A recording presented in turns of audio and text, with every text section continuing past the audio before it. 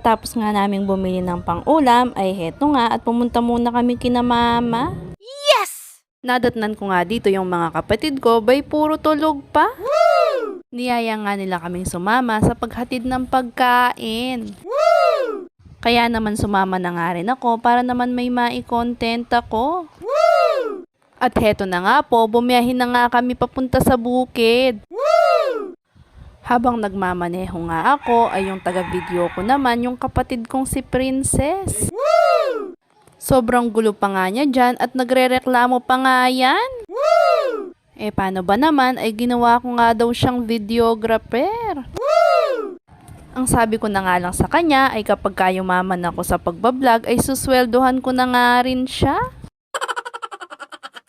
Pagdating nga namin dito ay heto nga at nagsikain muna sila. At sila nga daw ay mga purong gutom na. Paano ba naman mag-aalas 8 ng umaga na rin? Woo! Naalala ko nga nung bata pa ako ay mahilig din talaga akong sumama sa bukid. Lalo na nga kapag naghahatid ng pagkain. Yes! Kasama ko pa nga yung pinsan ko noon at pagkatapos maglalakad kami dun sa may pilapil. Woo! Dahil nung mga kabataan namin ay wala pa nga masyadong cellphone noon. At ang kaya lang bumili ay ang mga mayayaman. Woo! Ang mga nilalaro nga namin noon ay bahay-bahayan, patintero, tsaka na nga rin piko. Woo! Mabalik na nga lang tayo dito sa bukid pagkatapos nga nilang kumain ay nagyaya na nga rin akong umuwi. Woo! Dahil nga naalala ko, magluluto pa nga pala ako ng pananghalian. At sobrang init na nga rin ng araw. Woo!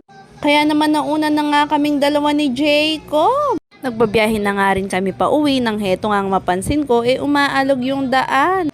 Na flat pala yung gulong ng motor ko. Woo! Kaya't heto nga at pinagawa ko na nga rin sa malapit. At panibagong gastos na naman nga din to. Yes! Pero okay nga lang yan. Ang importante ay nagagamit nga natin siya ng maayos. Habang naghihintay nga rin kami ay ito nga ang isang bata ay gutom na nga raw. Fast forward na nga lang din, heto nga at kami ay pauwi na. At heto nga ang isang bata kanina pa nga daw niya ako hinihintay. Woo! Pagdating nga namin dito sa bahay ay una ko na nga ginawa ay nagluto na nga muna ako ng kanin. At pagkatapos ay pinakuluan ko na rin yung nabili kong baboy. Woo! At habang pinapalambot ko nga ang karning baboy, ay maglilinis na nga muna ako ng bahay. At wala naman nga ang ibang gagawa niyan kundi ako nga lang din. Yes! Pero bago nga muna ako magluto, abay syempre maliligo muna ako. Nung malambot na nga ang karning baboy ay niluto ko na nga lang din siya dito sa air fryer. Bago ang lahat, ang lulutuin ko nga pala ay sisig na palpak. Paano ba naman bumili nga ako ng liampo, ang binigay naman ay kasim, kaya naman puro laman nga rin siya.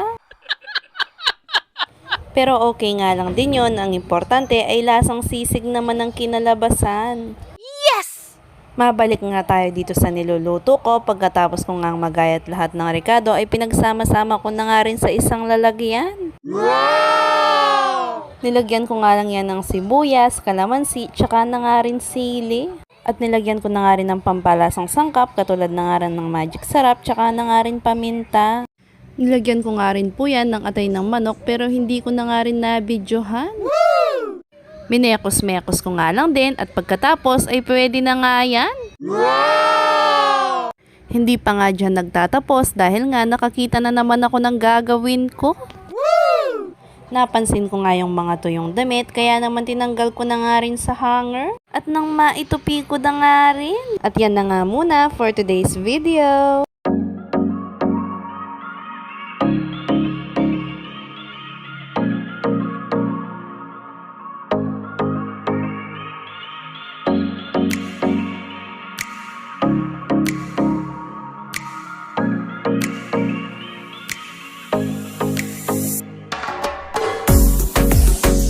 Oops, teka lang. Baka naman hindi ka pa nakapollow sa page, please follow our page po. Pa-like and share na nga rin para naman lagi kang updated.